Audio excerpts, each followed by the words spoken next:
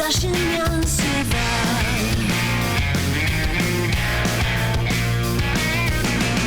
Porque a la hora de frenar acelero cada vez más. Ahora es el mejor momento para otra oportunidad. Más. Yo me rompí en 1000 pedazos intentando despegar.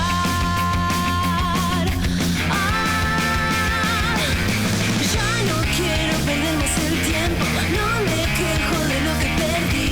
Ya no estoy confundida ni siento que no siento nada. Ya no quiero perder más el tiempo. Universidad Tucumán, FM 94.7, en sintonía con usted. Radiopedia, un compendio sobre el suceder cultural de Tucumán y Latinoamérica. Radio Universidad presenta un nuevo espacio para la búsqueda, el hallazgo y el análisis de las producciones artísticas junto a los actores protagónicos de las creaciones culturales de nuestra región. Con la conducción de Dardo Solórzano y Oscar Salvatierra, nos adentraremos en un ambiente de música, poesía, charlas y entrevistas a destacados invitados. Todos los viernes a las 21 horas por FM 94.7, Radio Universidad Tucumán. Bueno, muy buenas noches, hermoso viernes de este mes de octubre, 17 de octubre, día especial por supuesto para las lealtades, y tenemos esta noche el placer de hacer una emisión más de este programa que hemos dado por llamar Radiopedia, que es un hermoso compendio de información cultural sobre la música, la poesía, la danza, el teatro y por supuesto la plástica, entre otras artes que realizan los actores culturales de nuestra provincia. Y mi nombre es Dardo Solórzano, voy a estar acompañándolos durante una hora en este hermoso programa por Radio Universidad, pero no estoy solo. Quiero contarles a ustedes que voy a estar acompañado por un equipo magnífico. En la operación, el gran Edgar Huanco, a quien le mando un saludo inmenso, y por supuesto en streaming a otro crack de los cracks, dicen que es el Messi de los streaming, no sé. El querido amigo Lucas Barros, a quien también le vamos a mandar un saludo allá atrás. Pero no estoy solo porque estoy con la mejor voz de toda Radio Universidad y quizá de la provincia entera. Hablo de José Abrán. ¿Cómo estás, José? Todo bien, Dardo. Buenas noches para vos, para todo el equipo. Contento de volver a compartir otro viernes a través de la 94.7. Sí, señor. ¿Qué tal va terminando esta semana? Bien, muy bien. Esta semana distinta al resto, a las semanas anteriores. Con más actividad, pero muy contento, ¿sí? Fue bastante linda, bastante movida y con muchas cosas nuevas, así que contento. Buenísimo, el sub-20 vi que le ganó también ahí a Colombia, así que estuvimos festejando, hay fútbol, hay lealtad, todo, y sobre todo tenemos un tremendo invitado. Yo digo que no perdamos más tiempo. Y José, contame, ¿quién nos va a visitar hoy? Es un docente tucumano nacido en La Madrid. Además, es un destacado historietista y caricaturista de nuestra provincia, reconocido a nivel nacional e internacional por su trabajo en el arte de la ilustración y la gráfica. César también es un distinguido muralista tucumano, con obras dispersas en distintas ciudades e instituciones, en las cuales sus murales dan testimonio de un alto compromiso con la cultura e identidad de los pueblos y la militancia por las causas sociales. Él se reconoce como un gran hincha de San Martín de Tucumán y también como un viajero incansable. Esto último le ha servido para nutrir su perspectiva, generando en él una enriquecida mirada a la hora de abordar sus proyectos artísticos desde una conciencia cultural muy diversa. Solo para mencionar una de sus vastas obras de estos últimos tiempos, citaremos que este 2025 salió publicado en Francia su nuevo libro de historietas realizado junto al guionista Camille Puzzol. El libro es titulado Noir Mundial 78, que relata la oscura noche de la dictadura cívico-militar argentina en el contexto del Campeonato Mundial 1978. Desde Radiopedia le damos la bienvenida en nuestros estudios y lo recibimos a César Carrizo con un gran aplauso. Sí, señor. tímido. Bueno, César, ante todo, ¿cómo estás? Muy bien, muy contento. Acabo de escuchar a Cristina, y un discurso tremendo en este Día de la Lealtad, así que siempre es una gran cuota de esperanza, ¿no? Me quedo con lo que dijo de que poco así, disfrutemos de la nostalgia, ejerzamos esa nostalgia por los tiempos idos, pero nos tenemos que concentrar en lo que viene, con mucha esperanza y la lucha de siempre, ¿no? Bueno, me diste un pie fabuloso en esto de ejercitar la nostalgia y de los tiempos idos que nos traen a veces cosas malas, pero también muchas cosas buenas. En ese punto yo quería pedirte que me pintes o dibujes de algún modo, pero esta vez con palabras. Te voy a pedir con palabras un cuadro o la escena de esa vida tuya en la Madrid, sobre todo porque me parece interesante retratar, yo que soy del interior también, cómo son esos pueblos tucumanos del interior, ¿no? Y nada, quiero preguntarte, ¿qué recordás de esa infancia y de la Madrid? Bueno, antes de continuar, quiero agradecerte a vos y a todo tu equipo acá en la radio que me ofrecen este espacio para poder contar lo que uno hace, lo que uno siente, ¿no? Y también a mi compañera de hace 15 años, Fátima Leal, de Monteros también, porque hay gente pesada, la gente de Monteros, ¿no? La patria monteriza. A cada rato reitera de Monteros, tienen su razón y tienen por qué, así que, bueno, la Madrid también tiene lo suyo. Contame. En este cuadro, digamos, está siempre la casa de mis abuelos, de mi abuela Fanny, mi abuelo Tito, en los que nos criamos, en esa muchedumbre de gente que en las reuniones familiares siempre, por ahí decimos, vamos a hacer una fiesta, bueno, pero que sean familiares únicamente y no bajan de 100 personas, así que es mucho, y uno se crió en eso, yendo a comprar el vinito, la sodita cuando era chico, sentarnos en la mesa de los chicos mientras los más grandes hablaban, se preparaba el locro, el asado, y después venía la guitarreada, y después las peleas también en los familiares. Sí, pasaba como en toda familia. Pero los tíos que iban de Tafí Viejo, que recuerdo con mucho cariño, muchos tíos en Tafí Viejo, que se recorrían todo el Tucumán para ir a la Madrid, pasó un domingo en familia, ¿no? Esas cosas me quedan, y bueno, siempre el ejemplo de mi madre, Elena Salazar, que ella se jubiló como directora de escuela rural en Palominos, en Monteagudo, y siempre fue un ejemplo para mí en cuestión de lo que es la docencia comprometida con una sociedad actual, ¿no? Por sobre todo, así que soy el mayor de 7 hermanos, Valeria, Cintia, Carlitos, Analía, Sofía y Egueguín, que le decimos al más chico, que me han dado sobrinos que estoy malcriando a gusto y placer.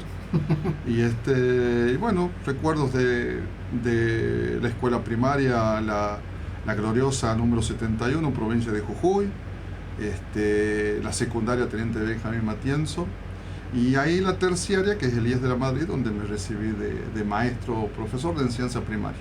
Claro. Con el tiempo vine a San Miguel de Tucumán y me recibí de técnico en diseño gráfico.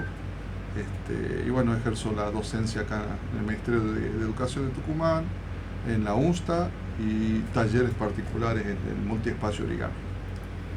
¿Vos tenés visualizado cómo nació esa pulsión, digamos, por el arte, por este oficio que es de algún modo también, ¿verdad?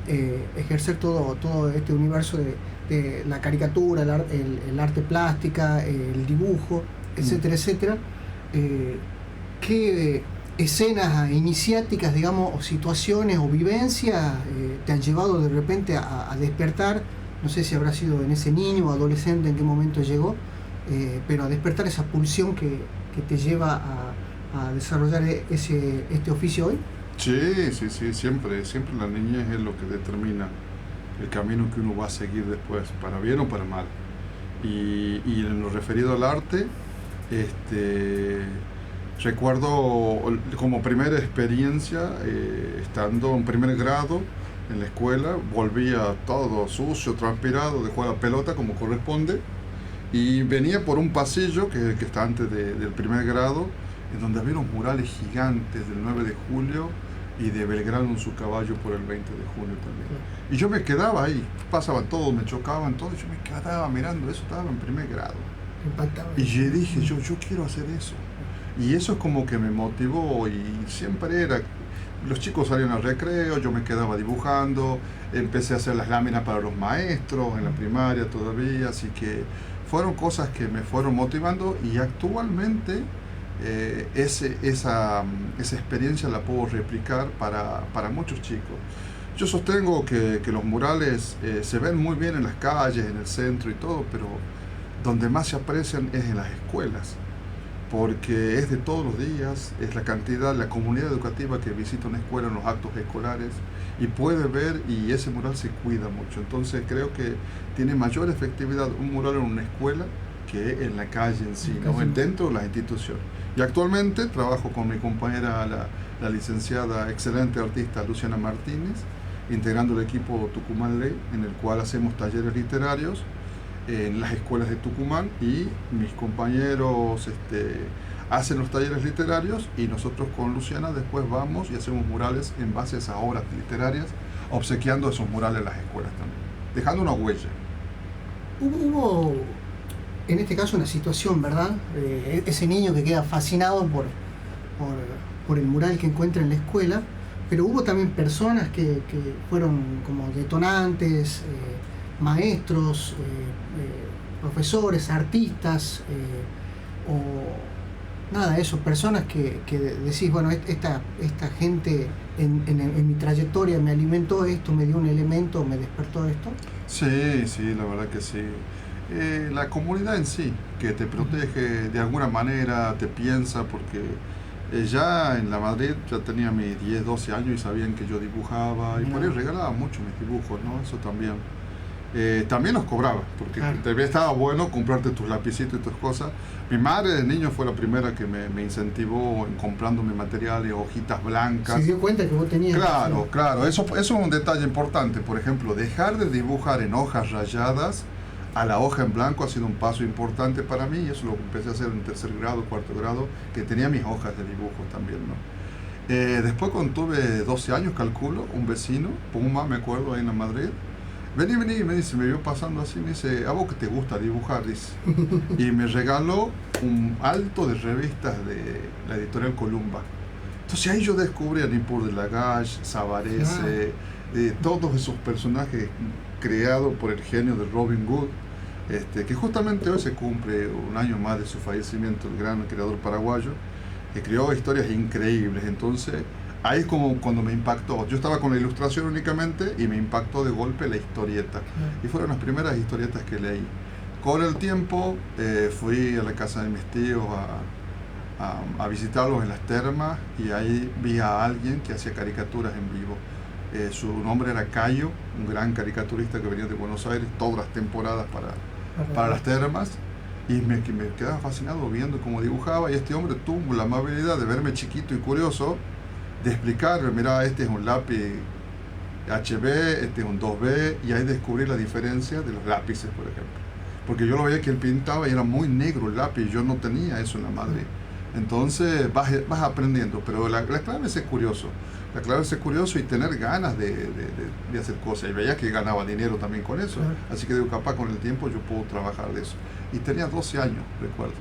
Y a los 16, 17 años ya volví a las termas, pero como letrista. Aprendí a hacer letras y murales. Y lo vi al muralismo básicamente como un ingreso. Desde los 16 años que yo soy independiente y me mantengo solo en ese sentido, digamos, ¿no? Después uno sí va descubriendo la raíz enorme que es el muralismo mexicano. Tuve la posibilidad de estudiar en México el muralismo, y bueno, uno aprende bastante de los autores y su compromiso social, ¿no? Claro. Bueno, qué interesante esto, porque de última vamos viendo, para ir demitificando inclusive pensamientos de individualismo, etcétera, que la construcción de la persona, en este caso de tu oficio, de tu pulsión, está ligado inclusive hasta un vecino, ¿no? A la comunidad. Como la comunidad te retroalimenta, y como la misma comunidad dice, él es el que pinta, aún siendo un niño, ¿me entendés? Sí, en los pueblitos pasa eso. La importancia de ese elemento.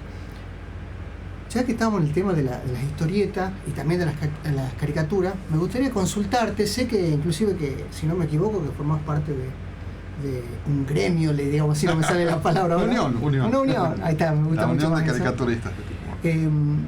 ¿Cómo ves el universo de la caricatura y de la historietista actualmente en Tucumán? ¿Sentís que está en un proceso de desarrollo, en alguna meseta, en un declive?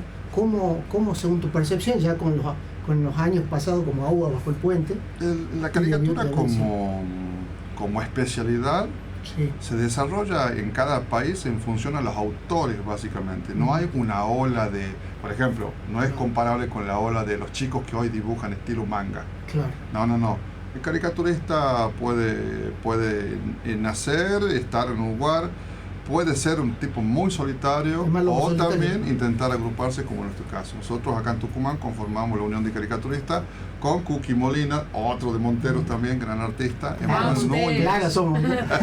Emanuel Núñez, que es de Alberdi, claro. Y Néstor Martín, que es de acá de San Miguel de Tucumán. Y entonces estamos no solamente trabajando en eventos, cumpleaños y fiestas, o sea, tiene un fin comercial, como un emprendimiento comercial, sino que en estos momentos estamos organizando un primer encuentro sobre Maradona. El 30 de octubre vamos a estar haciendo un evento que dura hasta el 6 de noviembre, una muestra de caricaturas a la cual se han sumado ilustraciones e historietas sobre la figura a modo de homenaje de Diego Armando Maradona, y eso va a ser en el ente cultural que es San Martín 251. Lo hacemos junto con la Dirección de Letras, que hace un enorme aporte en cuestión de operativo y en cuestión de programación, porque va a haber gente narrando cuentos sobre Maradona, hay proyecciones, charlas, eso ya está en la página del ente anunciado, así que los invito a que puedan ver y acercarse, porque vamos a tener no solamente muestras, caricaturas en vivo y una gran feria de stickers también sobre Maradona y sobre muchos, sobre el fútbol en general. Viene un gran artista de Córdoba invitado, que es Carlos Lotesberger, que ha publicado recientemente un libro sobre la historia del Racing Club. Atención los hinchas del Racing Club, que son pocos pero muy intensos, sí. Que capaz que en Tucumán aquí son muchos también. Así que el día viernes 31 de octubre a las 5 de la tarde en el ente, Carlos presenta ese libro, lo van a poder adquirir también. Y yo estoy presentando el jueves anterior este libro que es Noel Mundial.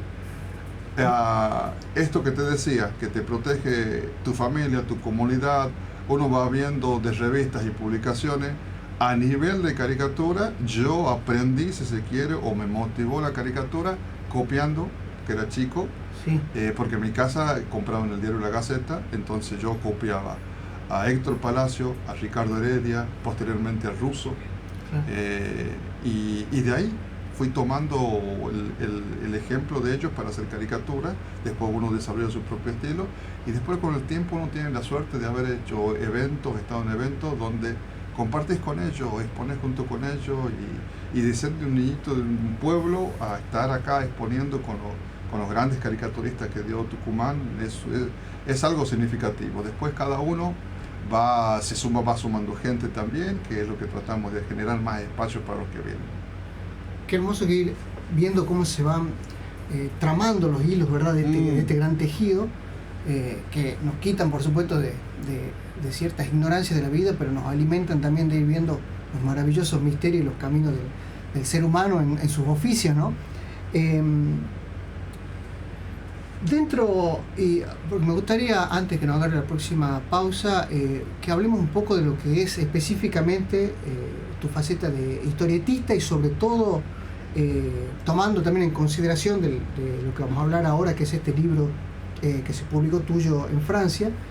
Me gustaría que me contés un poco cómo sentís esa relación entre el ilustrador y el guionista, ¿verdad? Y quizás podamos usar este libro y que me contés un poco este libro también como para graficar esa experiencia, ¿no? Sí, es algo muy particular este libro porque es el primero que yo trabajo fuertemente con un guionista. Mientras me vas contando esto, le voy a pedir a Lucas, por supuesto, en el streaming nos va a ir pasando las imágenes, ¿no? Sí, perdón. Te decía que es la primera vez que trabajo con un guionista y un guionista francés. El tema de la historieta en mí, el desarrollo se fue dando a través de un proyecto que le di por nombre Socializar la Historieta. Siempre el concepto de socialización, ¿no? de compartir, de estar. Porque la historieta, como la caricatura, la ilustración, tienen sus canales lógicos, sus eventos, sus materias en algunas universidades, en la Facultad de Arte, el muralismo también lo tiene, todo es como un canal lógico el que sigue.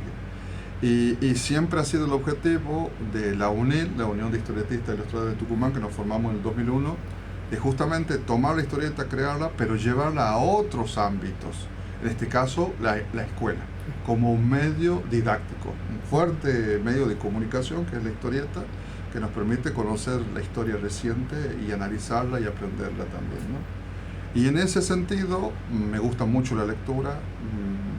Hicimos 2 libros sobre las invasiones británicas de 1806 y 1807, para el cual me compré cerca de 30 libros. ¿Esto en el marco de qué lo hiciste? Eso lo hicimos en el 2006-2007, en los libros de la UNIL, que tenían que ver justamente con rescatar figuras como Manuela Pedraza, por ejemplo, la tucumanesa, Liniers, toda la gente que participó, y que es muy poco tratado el tema de las invasiones británicas, porque justamente por ahí se busca olvidarse de eso. Se olvida la gente que era el 12 de agosto, era feriado nacional. ¿Por qué? Porque era el día de la reconquista contra los ingleses. Claro. Y después con el tiempo ese feriado se eliminó, porque a los señores ingleses no les gustaba, por ejemplo.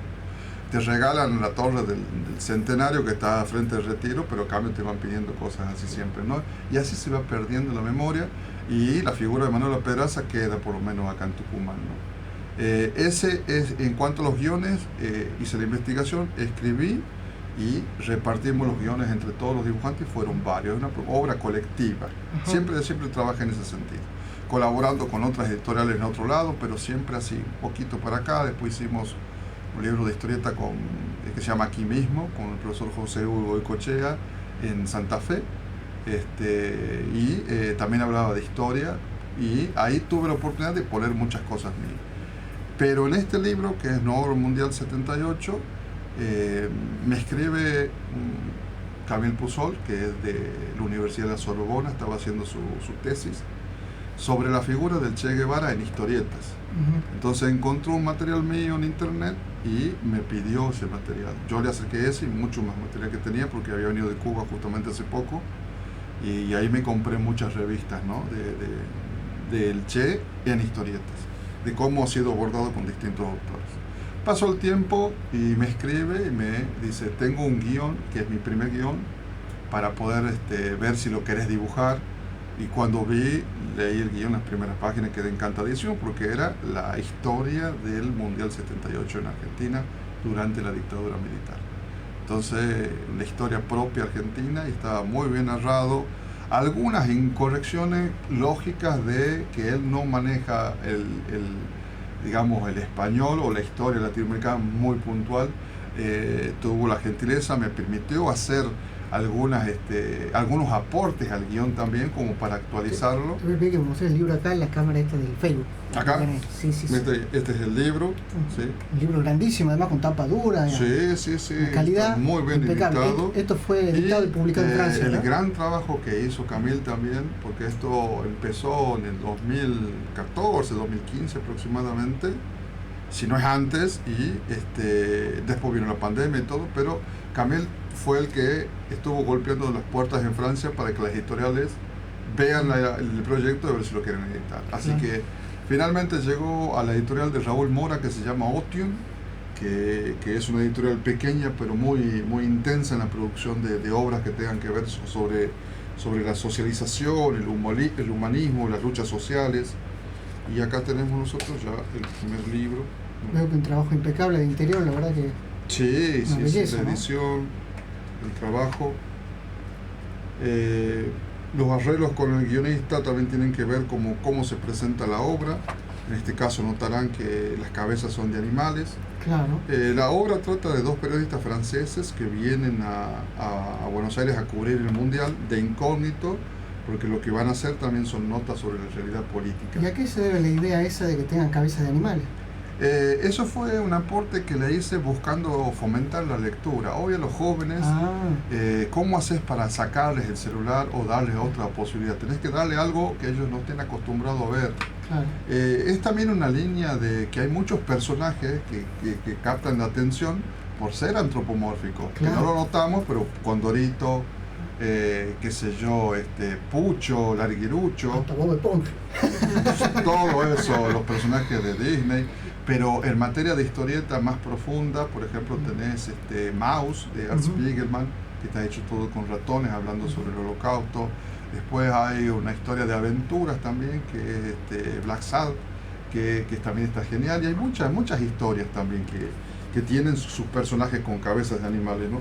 Acá tenemos estas páginas en donde hay una entrevista, que ese es el agregado que me permitió hacer el guionista, que es poner la entrevista completa que el periodista holandés Van Putten hace por primera vez a las madres de Plaza de Mayo.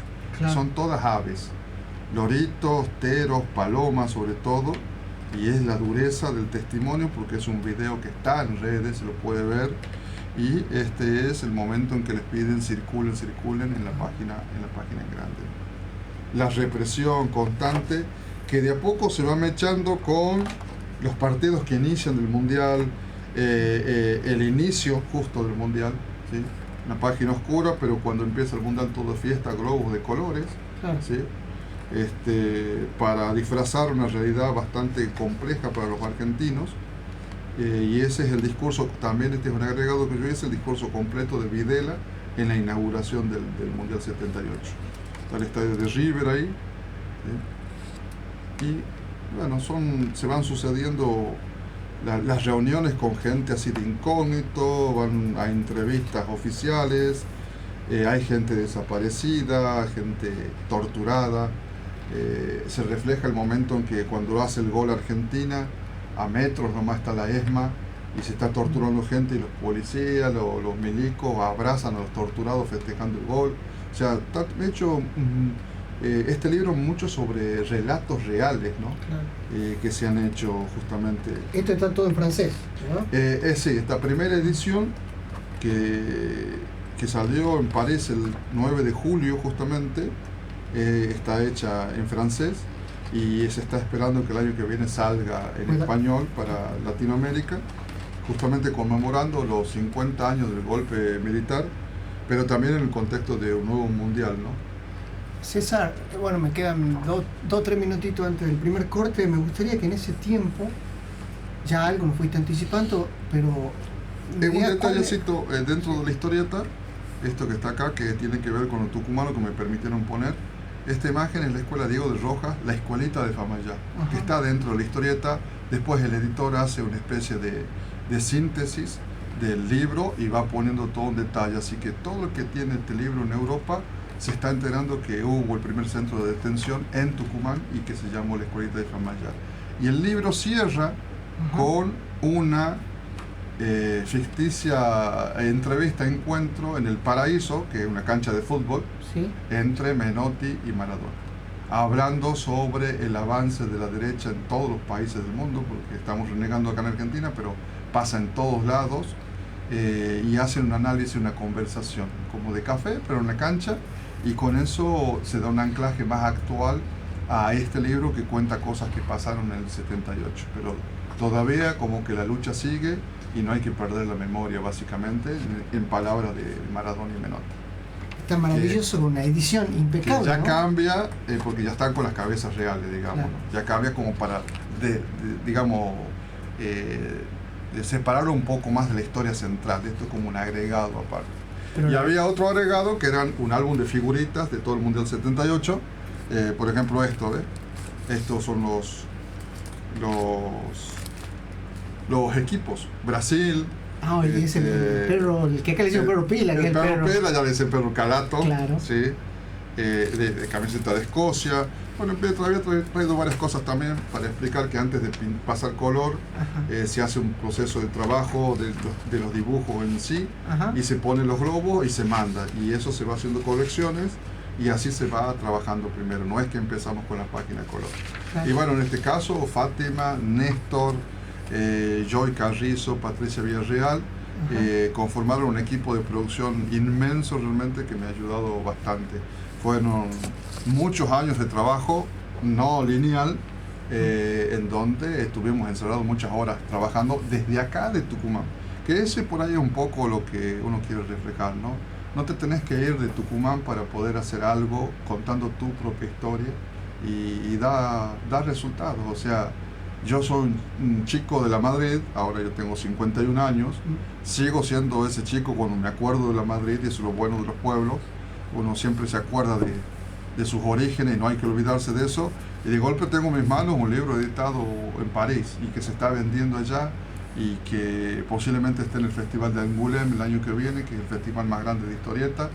Y uno no puede creer estas cosas, pero hay que tener los pies sobre la tierra siempre. Esto también es parte de un proceso, hay que seguir mirando las cosas que vienen, y estoy ya trabajando en otros proyectos también, pero muy contento con esto de que por ahí no es más creíble cuando ven, lo pueden tocar al libro. Para nosotros fue una alegría inmensa también recibirlo acá en Tucumán, que nos hicieron un envío especial.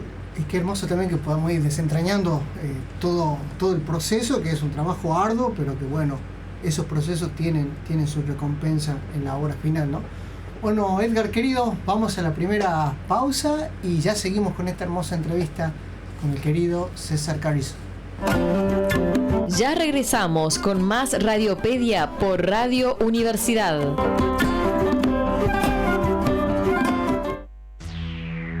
Transmite LRK 319, Radio Universidad Tucumán, perteneciente a la Universidad Nacional de Tucumán, con estudios y planta transmisora en 25 de mayo 265, tercer piso, San Miguel de Tucumán, provincia de Tucumán, República Argentina. Conectate a la nueva forma de ver televisión. CCC Go es TV por internet con todos los canales locales y nacionales, eventos deportivos, fútbol, cine premium, y es también una plataforma de streaming con películas estreno y las series del momento. Todo en CCC Go, la nueva manera de ver televisión y contenidos. Manda WhatsApp al 381-503-9103 y comenzá a vivir una experiencia única.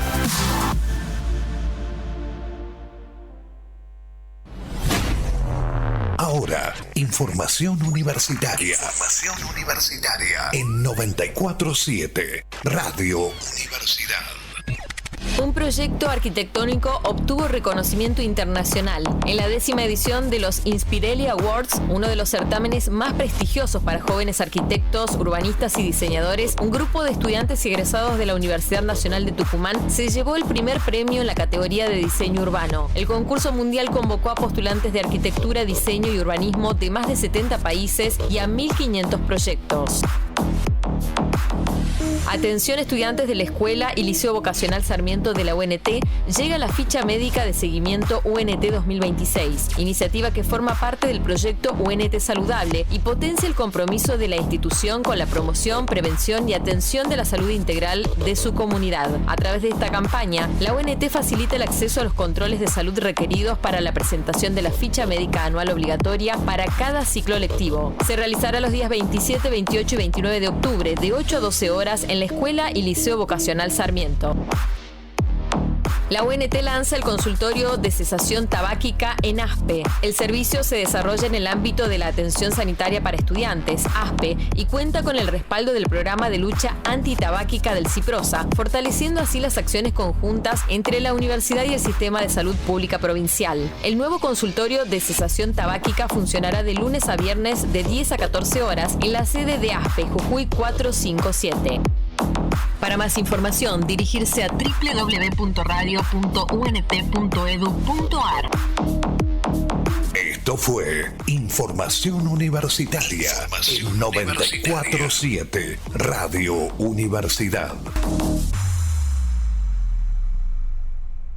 Se toca a mulher, se ama a mulher. Octubre es rosa. Cuida bem de você. Un mes dedicado a la concientización y sensibilización sobre el cáncer de mama. Una iniciativa global para promover la detección temprana, la prevención y el diagnóstico oportuno de esta enfermedad. Minuto é prevenção. Octubre rosa. Examinate, controlate, cuídate. Se toca a mulher. Por una vida plena y saludable. 94.7, Radio Universidad. Se toca a mulher, se ama a mulher. É sobre saúde, é sobre você. No te pierdas todos los miércoles de 21 a 22 horas La Hora Perfecta, una hora de información de interés general, entrevistas y buena música con la conducción de Andrea Cáceres. La Hora Perfecta, miércoles de 21 a 22 horas por Radio Universidad FM 94.7. Se viene indefectible, inexorablemente. Es el humano por venir, una mirada optimista del futuro posible de nuestra especie.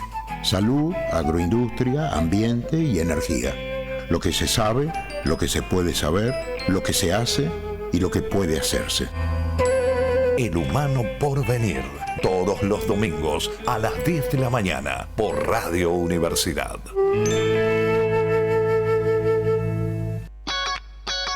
Porque vos también sos parte de la radio. Seguinos desde cualquier parte del mundo. Escuchamos online en www.radio.unt.edu.ar. Radio Universidad en Internet. Una forma distinta de hacer radio. Seguí escuchando Radiopedia por Radio Universidad. Bueno, seguimos con el segundo y último bloque de Radiopedia. Acá con la visita de lujo de nuestro querido amigo César Carrizo. César, me gustaría llevarte un poco por lo que es una faceta fundamental dentro de tu desarrollo artístico, que es el muralismo, ¿no? Ya algo nos venías comentando, pero por un lado me gustaría apelar a tu memoria antes de entrar, digamos, en la profundidad más ideológica, digamos, del muralismo, y si te gustaría mencionarme 2 o 3 ciudades, ¿verdad? Hace un rato hablamos de la importancia también de las instituciones, que puede ser, cuando hablo de instituciones, de ciudades, podemos hablar de murales que estén dentro de instituciones en esas ciudades, en la que vos recordés que pintaste un mural y que para vos tienen algo significativo, ¿verdad? Y la temática de por qué son significativos o tienen un cariño especial esos 2 o 3 murales en particular. Sí, yo creo que el más significativo hasta ahora es el que hicimos con Fátima y otra gente más en Monteros. Ajá. En la terminal de Monteros, era un espacio un poco abandonado. O sea que se puede ver si se va ahí. Claro, y ese mural es una historieta mural que por primera vez es un homenaje a 2 grandes monterizos, que es Isauro y Arturo Arancibia. ¿Sabe que le voy a pedir a nuestro operador de streaming, Lucas? Creo que él tiene las imágenes, Luquita, ahí te vamos a andar pidiendo si puedes mandarnos de los murales. Ese mural tiene mucho significado porque aborda la literatura. Ajá. Hicimos la portada del libro de Eduardo Rosenbach que se llama La oruga sobre el pizarrón. Ajá. Y contamos 2 figuras grandes de estos mártires de la educación, que son los hermanos Arancibia, y viñetas que van contando parte del proceso. Justamente en la presentación que hicimos en Monteros, nosotros le mostrábamos a todo el público y las autoridades, específicamente agradeciéndoles por el apoyo de ese momento, porque eso fue 2014, 2015 o 2016. 2016.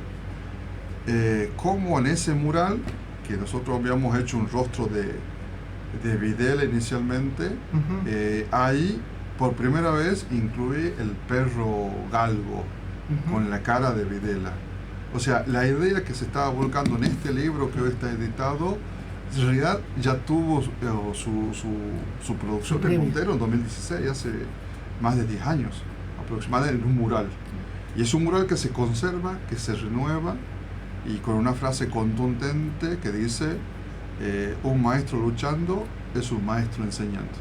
Entonces miles de personas pasan por esa terminal todos los días y se saben de memoria esa frase, que era el objetivo también, ¿no? Así que en cuestión de compromiso con la historia, homenaje a los próceres, mártires, y el lugar donde está, que se renovó completamente porque la Municipalidad de Montero hizo un trabajo excepcional de iluminación, de parquizado, cambió el estacionamiento, todo es algo que perdura después de mucho tiempo, ¿no? Y en función a ese ejemplo, tomando ese ejemplo de este mural en particular que me contás, ¿cuál te crees que es la importancia del muralismo? Por ejemplo, a diferencia de poder pintar un cuadro, un óleo, qué sé yo, en tu casa y ponerlo en exposición, en un museo o en un salón de arte, digamos, ¿hay alguna diferencia? Sí, relevante para vos? Como toda disciplina tiene sus diferencias que obviamente son más tangibles, más visibles para quienes nos ejercitamos, quienes hacemos muralismo. ¿Pero son solo técnicas o también ideológicas? De todo, hay de todo, porque si uno dice, mira, en esta pared pintame una flor, ese dibujo puesto sobre un muro es un mural, claro. Perfecto, es un mural, pero se puede llamar muralismo o ornamentación. Ajá. Ahí está, ¿entendés? Como claro. Que decir, la ecología sin compromiso social se llama jardinería, claro. Haciendo un paralelo, digamos. Claro. Igual son discusiones, para mí todo es muralismo, o sea, la palabra, la raíz de todo es el muralismo. Después, que cada uno se dedique a un muralismo más street art, arte callejero, con aerosoles, está perfecto. Otros se dedican a pintar flores, perfecto. Otros diseños de, no sé, posterizado, está todo bien. Y después, en los que yo me incluyo con muchos autores de acá de Tucumán, el muralismo social y comprometido, que refleja un mensaje, si se quiere, que te puede decir algo a través de una imagen contundente o de una secuencia de viñetas que se pueda trabajar. Yo quiero invitarlos a todos los tucumanos a que se acerquen, por ejemplo, por la calle Lavalle y Congreso. Ahí está la Escuela Congreso de Tucumán. Digamos, bajás por Lavalle, pasas por Congreso, sí. Vas a encontrar un mural muy colorido que lo hicimos con los alumnos de la Escuela de Congreso de Tucumán, donde abordamos los derechos humanos, y entre esas cosas surgió la imagen de Charly García y después de los dinosaurios, porque eran el taller en ese momento era trabajar sobre las canciones digamos, de los años 80 que hablaban contra la dictadura. Obviamente la figura de Charly está ahí presente. Continuado de eso, tuve la fortuna de ser seleccionado para un proyecto del Ministerio de Cultura a nivel nacional, con un proyecto que presenté que se llama El Tucumanazo, y es una historieta mural que cuenta la historia del Tucumanazo. Y a mitad de cuadra hay un edificio que tiene la figura de Isauro Arancibia, porque se iba a hacer una biblioteca de la escuela. O sea, tenés en menos de 50 metros 3 variados murales que hablan sobre la historia de Tucumán, y eso es lo que uno apunta básicamente, ¿no? Y cada autor, con lo respetable que es su trabajo, trabaja en esa línea. Claro. Después puede haber discusiones de fondo, que esto sí, que esto no, pero en realidad nadie tiene la verdad absoluta. Sí, que si uno dice voy a trabajar sobre muralismo latinoamericano, si vas a trabajar de la raíz, tenés que saber de dónde nace el muralismo latinoamericano, que es en México. Claro. ¿Sí? Cuando triunfa la Revolución Mexicana en 1910, existía una masa analfabeta enorme en México, y a partir de la convocatoria de Vasconcelos, que estaba a cargo de la SEP, la Secretaría de Educación Pública, se convoca una serie de muralistas para que puedan contar la historia de México a través de murales. Y eso es la raíz de todo lo que identifica a México, porque, por ejemplo, vos tenés el Metro de México, que es súper concurrido, es uno de los más,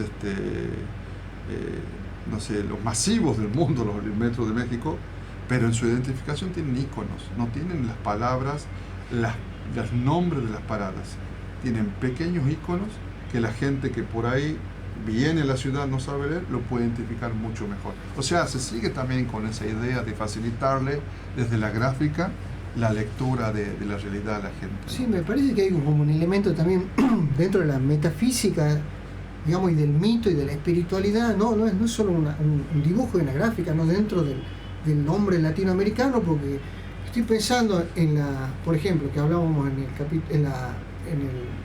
el bloque anterior sobre los historietistas, y estoy pensando en los códices, ya que hablaba de México o del mundo maya, ¿Es una historieta o no un códice? Exactamente, eso es. Justamente en mi Instagram, quiero invitarlos. Ajá. Mi Instagram es César Carrizo 28 en la parte de videos. Hace poco en julio estuvimos con Fátima en el Museo Antropológico, donde están justamente los códices, que tienen distintos nombres. En el caso que yo le estoy hablando es el Código Boturini, Claro. que habla de la peregrinación del pueblo mexicano, los mexicanos en ese momento, Claro. hasta el lugar donde se fundó la ciudad después. ¿Es una historieta eso o no? Son 21 cuadritos que están contados como si fuesen hechos con pluma de tinta, pero bueno, sobre un papel hermoso, bello, que también tenían, digamos, los mexicanos en ese tiempo, ¿no? Y vos ves eso y decís, eso es una historieta. Claro. O sea, la narrativa, la gráfica está, y hay muchos ejemplos también, ¿no? Casi como si tuviese en el ADN latinoamericano. O sea, en el mundo, la narrativa gráfica se ha expresado de distintas maneras. Hace 2 años estuvimos también con Fátima en la Cueva de las Manos, en la Patagonia, y ahí también se ven los principios. No hay una secuencia narrativa, pero sí se puede hablar de una creación de personajes, de un ámbito, pero todo pintado así, con tintes especiales que todavía perduran, y son los murales más viejos en Latinoamérica, ¿no? Después, más actuales, tenés, qué sé yo, en la época romana, tenés la columna de Trajano, por ejemplo, que está muy cerca del Coliseo y que es una construcción grabada, pulida, que va en ascenso y que va contando las aventuras que hizo y que no hizo el emperador Trajano. Y eso era todo color también. Y después en Bajoux está el tapiz de Bajoux en Francia, que es la historia del rey Guillermo III, pero contado con secuencias narrativas, bordado en un tapiz. Y ahí sí hay inscripto textos, no en globos, sino arriba, en tapiz de Bajoux, hay textos que te van contando pedazos de la historia. Y son claras referencias a lo que después se transformó en la historieta. Claro. ¿Qué importancia tiene o qué sentido tiene para vos el viaje, verdad? Esto que estamos hablando de que te gusta iniciar procesos de transhumancia, digamos, es solo que puede tenerlo, no hay que decirlo con culpa, un sentido más burgués, por decirlo así, de viajar, o en realidad también encontrás otro elemento o tenés una necesidad más espiritual, por decirlo así, en el viaje. Mira, todo parte de la lectura, de la lectura. Es fundamental, eso para los más jóvenes. De ahí nace todo lo que vos quieras hacer después, nace desde que vos abrís un libro de lo que te guste leer. En mi casa, mi abuelo ferroviario tuvo la genial idea visionaria de comprar para sus hijos y para sus nietos una enciclopedia de 15 fascículos lomos azules de Espasa Calpe. O sea, 15 libros gordos así. Y en esa siesta que uno se cansaba de jugar a la pelota, de un día lagartija y todo, después te sentaba y yo me ponía en la mesa a ver esa enciclopedia que tenía fotitos, dibujitos, y aprendí un montón. Entonces, de golpe te encontrás con nombres de ciudades, con monumentos, y te va generando de chico esa curiosidad. En enero estuvimos por Nápoles, por ejemplo, visitando el Louvre.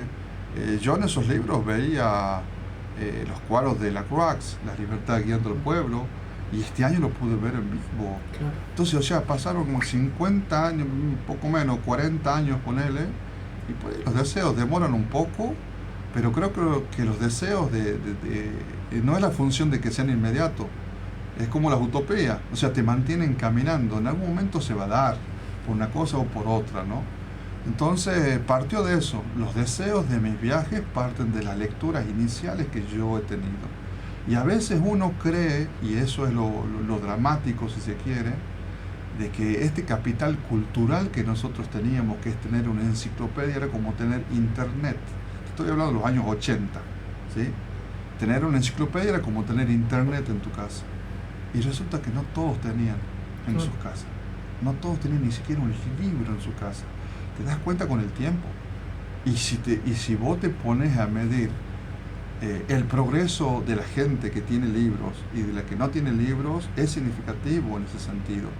porque el libro te va acompañando en lo que vos quieras estudiar, si después querés ser médico, incluso si querés ser albañil, arquitecto. En muchas casas están las ediciones de hágalo usted mismo, pero son las ediciones de cómo construir tu casa, o venían las revistas Incupo de su tiempo, las revistas cooperativas, y ahí te enseñaban cómo hacer un horno, por ejemplo, pero siempre la lectura, Claro. con dibujitos, sin dibujitos, el mismo hecho de leer el diario, ¿entendés? Genera una ejercitación. Exactamente. ¿Por qué? Porque la lectura te posibilita apelar a sinónimos, metáforas. Fisiológicamente hace conexiones arriba también, ¿no? Exactamente. O los textos obligados que teníamos en la escuela secundaria. El libro La jaula vacía, por ejemplo. Había un cuento llamado Noche de Cachapaya, que a mí me daba terror. Ese es los primeros libros de terror que he leído, que me dio mucho miedo también. Mi planta naranja lima, que tenían otros cursos. O sea, la importancia de lo que te abre la mente y alimenta el espíritu para hacer lo que vos quieras, entre eso viajar, es la lectura, siempre. Ya antes de que nos agarre el cierre, estaba pensando en cómo queda todo marcado desde una etapa fundamentalísima, que es la infancia, ¿no? Y ya con esto queda marcado la importancia de por qué tenemos que cuidar a los niños y por qué tenemos que cuidar la educación de los niños, al niño en todo su aspecto integral, ¿no? Porque después termina generando esto, ¿verdad? Termina generando inclusive ese libro. ¿Qué crees o crees que es importante y por qué? No sé si algo que está incorporado como algo obligatorio, entre comillas, digamos, dentro de nuestras currículas, pero ¿por qué crees que es importante que los niños puedan tener acceso a las historietas, no solo como un hecho recreativo, sino como formativo? Y si tienen que tenerlo, capaz que tu opinión es, bueno, es más importante que leen el Martín Fierro y no determinada historieta, porque podrían leer Martín Fierro, pero ¿por qué no leen esta historieta también dentro de su currículo de formación? Primero porque no hay tanta historieta en las escuelas, o sea, no es un recurso que vos lo tengas al alcance. En el 2016 el gobierno de Néstor y Cristina hicieron algo maravilloso, que fue editar Mafalda en fascículos muy pequeñitos, de 4 fascículos que armaban una especie de póster, y eso se distribuyó en un montón de escuelas. Después distribuyeron los libros que eran los libros naranjas de Coligüe, con personajes como Mort Cinder, el Eternauta, varias cosas. Ya hubiese querido yo tener esas ediciones de historieta. Hoy todas las escuelas de Tucumán, por lo menos 5 o 6 libros de historieta tienen, cosa que no pasaba en los 80. Entonces, cómo uno va avanzando en ese sentido es otra cosa. Y después tiene que ver con las capacitaciones, los espacios que se den para que los docentes y supervisores, directores, los directivos en general, comprendan el valor didáctico de la historieta. Como ellos no lo han tenido, por ahí cuesta un poco, como es natural. Es una pero herramienta, hay una gran voluntad, juego. siempre hay una gran voluntad de los docentes, ¿sí? En tratar de aprender cosas nuevas para poder trabajar. Yo entro justamente al Ministerio de Educación, evalúan el trabajo que venía haciendo con historieta en las escuelas, y cuando se empiezan a distribuir las notebooks para los docentes en todas las escuelas, me contratan para poder desarrollar la historieta de manera digital. Es decir, que las notebooks tengan también programas especiales para poder crear sus propias historietas, que lo hacíamos, y se ha capacitado a muchos docentes acá en Tucumán. Yo debo haber capacitado en 5 o 6 años aproximadamente a 2.000, 2.500 docentes en distintas capacitaciones.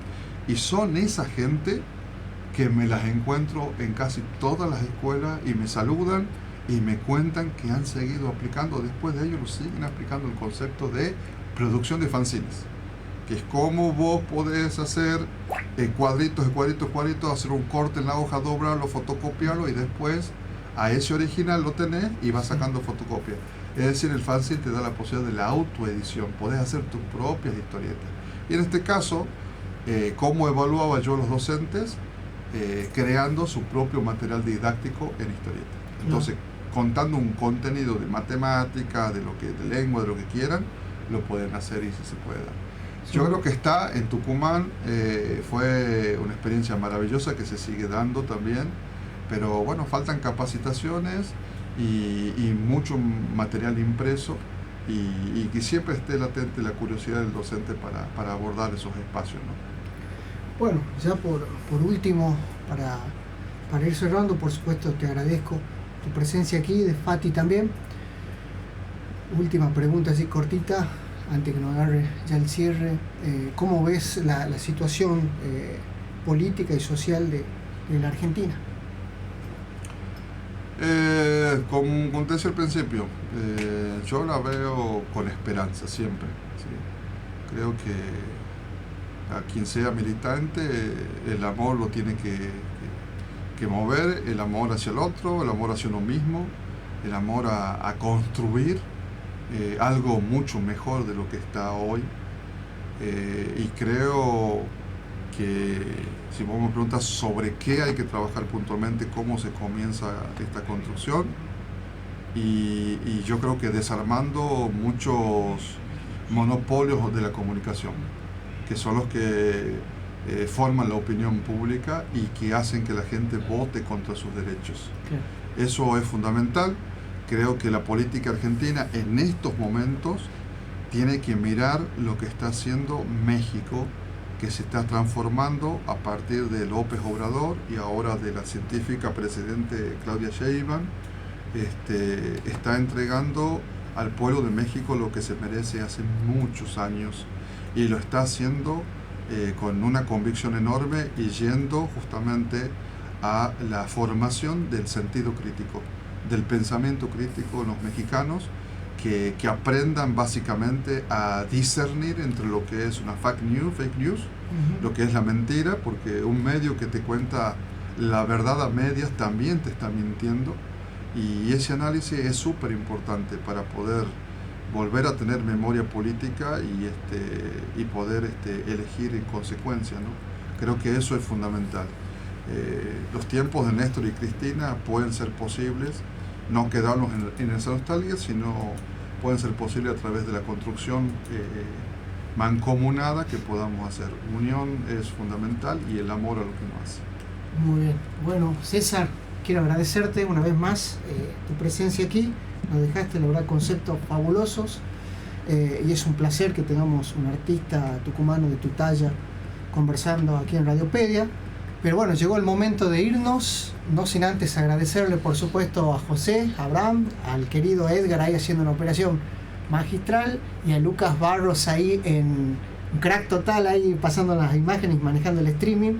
Así que bueno, que tengan un buen viernes, ya viene el profe Montini, así que buenas noches. Así pasó otra transmisión de Radiopedia. Seguí vibrando en la frecuencia de nuestro programa el próximo viernes a las 21 horas.